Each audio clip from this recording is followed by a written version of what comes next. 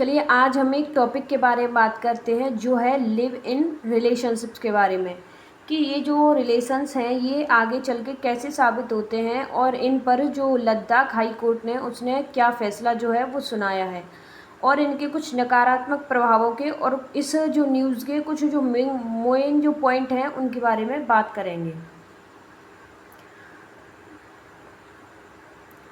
तो live in partner जो है उस पर भरण पोषण का जो हक है वो नहीं है जब उसी पर लगाया जाए रेप का आरोप। और यह जो जम्मू कश्मीर का जो है वो मामला है, यानी कि जम्मू कश्मीर और लद्दाख हाईकोर्ट ने एक महत्वपूर्ण फैसला सुनाया है।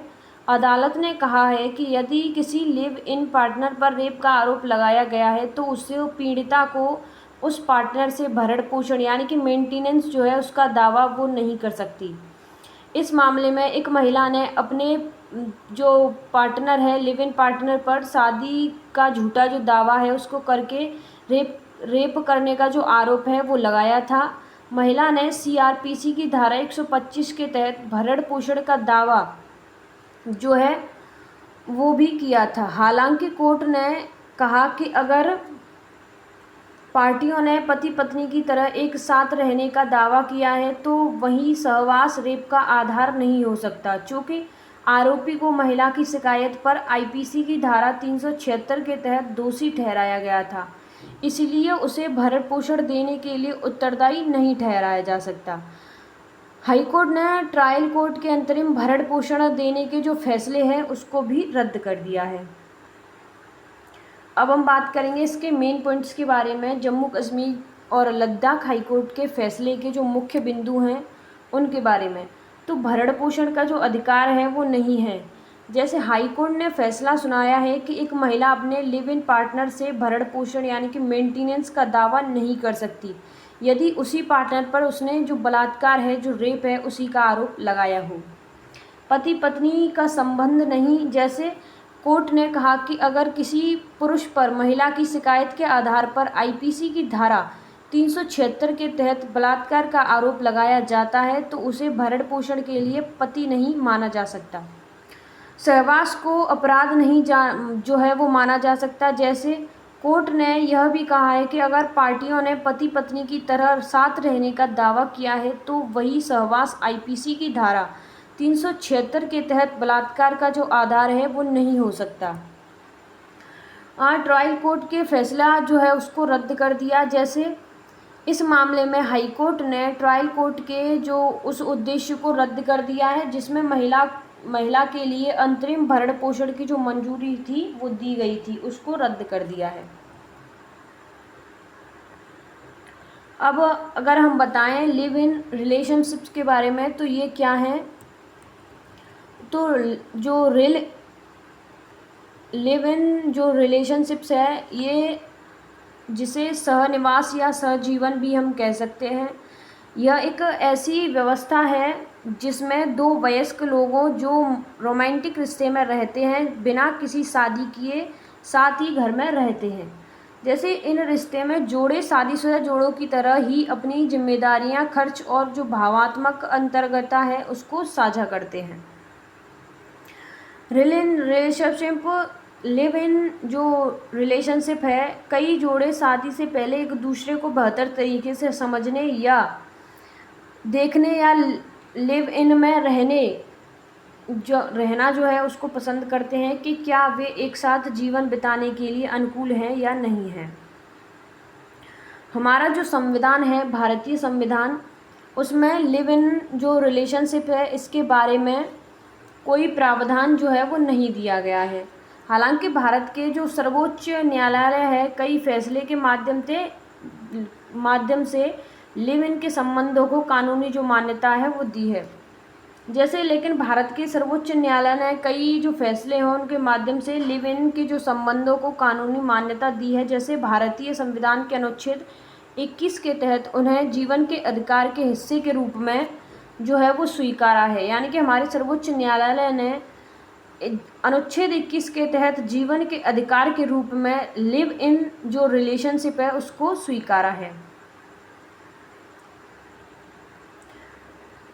बात करें ये तीन जो जो पॉइंट हैं वो हमारे संविधान में नहीं है, बल्कि ये सर्वोच्च न्यायालय द्वारा दिए गए हैं। जैसे भारतीय संविधान के अनुच्छेद 21 के तहत जीवन और व्यक्तिगत जो स्वतंत्रता का अधिकार, जैसे जो सुप्रीम कोर्ट ने लिव इन जो रिलेशनशिप है उसको गैर आपराधिक मानते हुए व्यक्तिगत जो स्वतंत्रता है उसके दायरे में रखा है।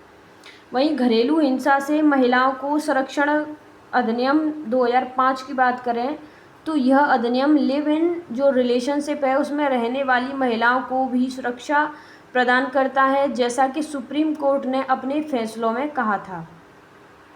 दंड प्रक्रिया संहिता CRPC की धारा 125 की बात करें तो यह धारा लिव इन रिलेशनशिप के दौरान बेसहारा पार्टनर को भी भरण पोषण का अधिकार देती है, भले ही वे विवाहित हैं या न हों। सुप्रीम कोर्ट के माध्यम से महत्वपूर्ण जो फैसले हैं वो दिए गए हैं, उनकी बात करें तो अपराध, यह कोई अपराध नहीं है। जैसे सुप्रीम कोर्ट ने यह स्पष्ट किया है कि दो वयस्क लोगों को आपसी सहमति से साथ रहना न तो कोई अपराध है न ही कोई अवैध है। बात करें अनुच्छेद 21 के तहत सुरक्षा के बारे में तो अनुच्छेद 21 जो जीवन और व्यक्तिगत स्वतंत्रता के अधिकार की गारंटी देता है, लिव इन रिलेशनशिप में रहने वाले व्यक्तियों को शांतिपूर्वक रहने का अधिकार भी देता है और उनके पारिवारिक सहित कोई भी इसमें जो है वो हस्तक्षेप नहीं कर सकता। विवाह में समान प्रकृति की बात करें तो सुप्रीम कोर्ट ने यह माना है कि लंबे समय तक चले लिव इन संबंधों को विवाह जैसी प्रकृति का रिश्ता माना जा सकता है। इससे ऐसे संबंधों में रहने वाली महिलाएं और जो बच्चों को कुछ अधिकार और सुरक्षा मिल सके या मिलती है। घरेलू हिंसा से सुरक्षा की बात करें तो घरेलू हिंसा अधिनियम 2005 है उसके तहत लिव इन जो रिलेशनशिप है रहने वाली महिलाओं को भी घरेलू हिंसा से जो सुरक्षा है उसका अधिकार है। भरण पोषण के अधिकार की बात करें तो यदि कोई महिला लंबे समय तक चले लिव इन संबंध के बाद अलग होती है तो कुछ मामलों में यह भरण पोषण का दावा कर सकती है। बच्चों के अधिकार की बात करें तो ऐसे संबंधों से पैदा हुए बच्चों को भी वैध बच्चों के समान अधिकार प्राप्त होते हैं, जिसमें विरासत का अधिकार भी शामिल है। और विरासत के अधिकार की बात करें तो कुछ मामलों में लंबे समय तक साथ रहने वाले जोड़े को अदालत मृत साथी की संपत्ति पर आधिकारिक जो उत्तराधिकारी का जो अधिकार है वो दे सकती है। लिव इन जो रिलेशनशिप को विवाह के बराबर जो है वो नहीं माना जा सकता और इससे विवाह के सभी कानूनी जो अधिकार हैं और कर्तव्य हैं वो नहीं मिलते हैं। हालांकि न्यायिक जो व्याख्याओं ने इस रिश्ते को कुछ हद तक कानूनी मान्यता और सुरक्षा दे दी है। लिव इन रिलेशनशिप के जो फ़ायदे हैं और जो नुकसान हैं अगर हम उनकी बात करें तो सबसे पहले हम जो फ़ायदे हैं उनकी बात करेंगे। जैसे एक दूसरे को बेहतर समझना, लिव इन में रहने से पार्टनर को शादी से पहले एक दूसरे को बेहतर तरीके से जानने और समझने का मौका मिलता है, जिससे वे भविष्य के लिए एक सूचित निर्णय है वो ले पाते हैं। आर्थिक लाभ की बात करें तो लिव इन में रहने वाले जोड़े किराए और अन्य घरेलू खर्चों को साझा कर सकते हैं, जिससे पैसे की बचत हो सकती है। कम कानूनी और सामाजिक बंधन की बात करें तो यह रिश्ता शादी की तुलना में कम जिम्मेदारियां और कानूनी जो अड़चनों वाला होता है, जिससे पार्टनर्स को अधिक स्वतंत्रता मिलती है। बात करें नुकसानों के बारे में तो लिव इन में रहने से जो नुकसान है वो क्या हो सकते हैं तो सामाजिक निंदा, जैसे समाज में अभी भी इसी पूरी तरह से जो स्वीकार है वो नहीं किया गया है, जिसके कारण जोड़ों को सामाजिक निंदा का सामना करना पड़ सकता है। कानूनी अधिकारों की कमी की बात करें तो लिव इन जो रिलेशनशिप का कोई कानूनी प्रभाव नहीं होता है। कानूनी रूप से विवाहित होने तक दोनों पार्टनर्स पति पत्नी नहीं माने जा सकते। सुरक्षा की भावना की बात करें तो लिव इन रिलेशनशिप में शादी की गारंटी नहीं होती है, जिससे रिश्ते में भावनात्मक असुरक्षा महसूस हो सकती है, खासकर महिलाओं को। बच्चों पर प्रभाव की बात करें तो यदि लिव इन रिलेशनशिप में कोई बच्चा पैदा होता है तो उसे कानूनी अधिकार दिलाने में मुश्किल हो सकती है। मानसिक स्वास्थ्य की बात करें तो कई बार जो पार्टनर की गलत जो हरकतें या लड़ाई झगड़े की वजह से लोग मानसिक बीमारियों और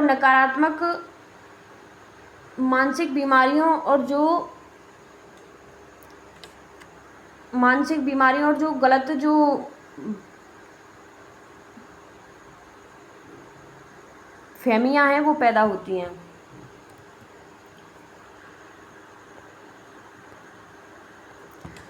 अब हम बात करेंगे लिव इन रिलेशनशिप में रहने से आने वाली पीढ़ी पर पड़ने वाले जो भविष्य में सकारात्मक या नकारात्मक प्रभाव हैं उनके बारे में। तो सकारात्मक प्रभावों की बात करें तो सामाजिक मानदंड में बदलाव हो सकता है, जैसे लिव इन में शादी और परिवार की पारंपरिक अवधारणाओं को चुनौती देते हैं, जिससे रिश्तों और सहवास के सामाजिक जो मानदंड हैं उनमें जो बदलाव है वो आता है। परस्पर अनुकूलता की परख हो सकती है, जैसे यह कल्पश को शादी से पहले एक दूसरे की अनुकूलता की जांच करने का मौका देता है, जिससे संभवतः भविष्य में तलाक की जो दर है वो कम हो सकती है। विविध पारिवारिक जो संरचना है उनकी बात करें तो लिव इन रिलेशनशिप से परिवार की अधिक विविध संरचनाएं और गतिशीलता सामने आ सकती हैं, जिससे समाज में परिवार की भूमिका और पेरेंटिंग की परिभाषा बदल सकती है। बात करें भविष्य में होने वाले नकारात्मक प्रभावों के बारे में तो अस्थिरता और असुरक्षा, जैसे लिव इन रिलेशनशिप में शादी की तुलना में अस्थिरता अधिक हो सकती है। अगर कोई बच्चा ऐसी स्थिति में पैदा होता है तो उसके माता पिता के अलग होने की संभावना अधिक होती है, जिसका बच्चे के मानसिक और सामाजिक विकास पर नकारात्मक जो प्रभाव है वो पड़ सकता है। कानूनी अधिकारों की बात करें तो लिव इन रिलेशनशिप को नियंत्रित करने वाले कानूनों की कमी के कारण संपत्ति, विरासत और बच्चों की कस्टडी जैसे मामलों में कानूनी अधिकार स्पष्ट नहीं होते हैं। इससे बच्चों को भी सामाजिक और कानूनी जो समस्याओं का सामना है वो करना पड़ सकता है। सामाजिक कलंक की बात करें तो भले ही यह एक आधुनिक अवधारणा है, लेकिन भारतीय समाज में इसे अभी भी पूरी तरह से स्वीकार नहीं किया गया है। लिव इन में रहने वाले जो जोड़ों पर उनके बच्चों को सामाजिक कलंक यानी कि स्टिग्मा का सामना करना पड़ सकता है, जिससे उनकी सामाजिक स्थिति और पारिवारिक रिश्तों पर असर पड़ सकता है। भारत में लिव इन रिलेशनशिप में रहने वाले लोगों की संख्या की बात करें तो ऐसा कोई आधिकारिक प्रमाण है वो नहीं मिलता है, ना कोई आंकड़े हैं। जैसे कि संख्या से जुड़ा कोई आधिकारिक जो अनुपात है वो उपलब्ध नहीं है, क्योंकि सरकार द्वारा ऐसे कोई जो आंकड़े हैं वो जारी नहीं किए गए हैं। हालांकि एक सर्वेक्षण के दौरान 80% से अधिक भारतीय लिव इन जो रिलेशनशिप है उसको स्वीकार करते हैं, लेकिन आधे प्रतिशत से भी कम लोग इस तरह का जीवन जीते भी हैं। एक अन्य अध्ययन में पाया गया है कि मुंबई में 22 से 28 जो आयु के वर्ग के लगभग 50% जो जोड़े हैं वो लिव इन में रहते हैं। वहीं इसके अलावा एक शोध के अनुसार शहरी केंद्रों जैसे दिल्ली, मुंबई और बेंगलुरु में लिव इन रिलेशनशिप को ज़्यादा स्वीकृति मिल रही है, जबकि ग्रामीण इलाकों में ऐसे अभी भी सही नहीं माना जा सकता। अन्य देशों में लिव इन रिलेशनशिप की चलन की बात करें तो इस भारत के अलावा दुनिया के कई देशों में लिव इन रिलेशनशिप का सहवासन यानी कि कोहैबिटेशन का चलन आम है। यह मुख्य रूप से यूरोप और उत्तरी अमेरिका के देशों में अधिक प्रचलित है। बात करें यूरोपीय देशों के बारे में तो स्वीडन, नॉर्वे, फिनलैंड, डेनमार्क और फ्रांस जैसे यूरोपीय देशों में लिव इन रिलेशनशिप बहुत आम है और इन देशों में कानून द्वारा भी इसे मान्यता दी गई है। 2014 में यूरोपीय संघ में 28 देशों में 42% बच्चे अविवाहित जोड़ों से पैदा हुए थे, जिससे पता चलता है कि यह चलन कितना बढ़ गया है। उत्तरी अमेरिका की बात करें तो कनाडा और संयुक्त राज्य जो अमेरिका में भी लिव इन रिलेशनशिप आम है। कनाडा के क्यूबेक प्रांत में तो यह बहुत ही सामान्य है, जहां 1995 से अधिकांश जन्म अविवाहित जोड़ों से हुए हैं। अन्य देशों की बात करें तो ऑस्ट्रेलिया, चीन, फिलीपींस और दक्षिण अफ्रीका जैसे देशों में भी लिव इन रिलेशनशिप का जो चलन है वो बढ़ रहा है। जापान में भी इसे नायब या वास्तविक विवाह डी फैक्ट मैरिज के रूप में जाना जाता है, हालांकि यह नागरिक संहिता में स्पष्ट रूप से मान्यता प्राप्त नहीं है। लिव इन रिलेशनशिप एक ऐसा रिश्ता है जो भारतीय समाज में धीरे धीरे अपनी जगह बना रहा है। इसका भविष्य काफ़ी हद तक बदलने और सामाजिक दृष्टिकोण को स्पष्ट कानूनी ढांचे पर निर्भर करेगा। इसका जो भविष्य है वो सामाजिक दृष्टिकोण और कानूनी जो ढांचा है उस पर निर्भर करेगा, ताकि इस रिश्ते में रहने वाले लोगों को बेहतर सुरक्षा और जो अधिकार हैं वो मिल सकें। लिव इन रिलेशनशिप एक ऐसा जो रिश्ता है जो भारतीय समाज में अपनी जो जगह है वो धीरे धीरे बना रहा है।